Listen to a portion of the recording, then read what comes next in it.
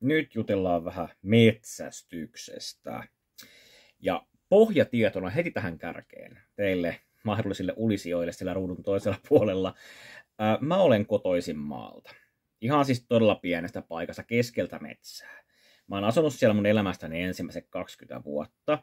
Riista on mulle tuttua, metsän elikot on mulle tuttuja, metsät on mulle tuttuja ja myös metsästys on mulle tuttuja. Mä olen itsekin ollut teini-ikäisenä hirvimetsällä. Että silleen.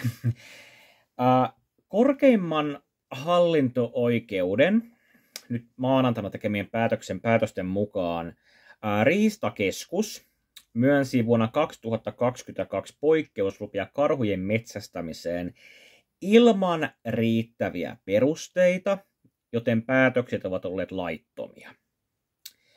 Eli karhujen metsästys nyt tämän päätöksen kautta se loppuu tällaisenaan, mitä se on tähän mennessä ollut, kuten myös aiemmin päätetty ilvesten metsästys, niin kuin nykymuodossaan, mikä on hyvä asia.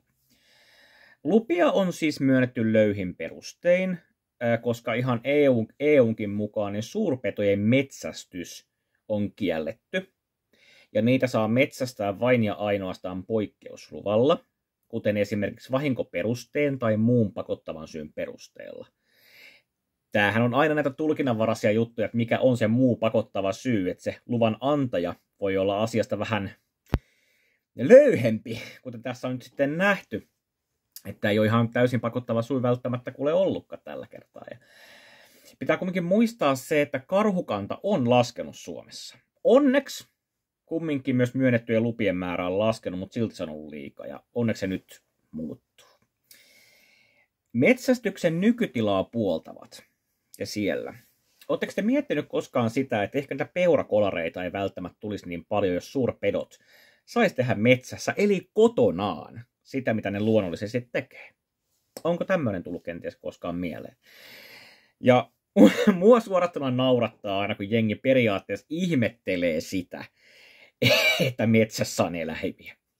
Ja sit ollaan heti tappamassa kaikki, kun vähänkin näkyy jotain kuonoa puiden lomasta. Tää on siis mulle jotenkin ihan, että mitä ihmiset, miksi?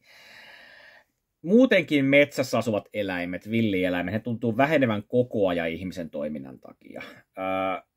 Metsästys ei ole semmoinen asia, minkä mä haluaisin kieltää, ei missään nimessä, mutta se pitäisi saada oikeasti nyt järkevälle polulle. Ja se puhutaan vaan kannanhoidollisista tappamisista ja metsästyksistä ilman mitään sen suurempaa syytä, niin se on täyttä höpöpuhetta. Se on ihan höpötystä. Että johan se nähtiin tuossa, että osa niistä luvista oli täysin laittomia. Ja mietitään tämmöinenkin pointti, että kun nämä suurpedot, kun nämä tulee ihmisten nurkille, kun nämä tulee sinne pyörimään, niin ootko mahdollisesti ajatellut sitä, että se on ihan ihmisen oma vika? Niiltä viedään se koti. Niiltä viedään se metsä. Ihmisten rakentamisen takia, hakkuiden takia. Mitä itse tekisit, jos joku vaan tulisi ja tuhoisi sun himan?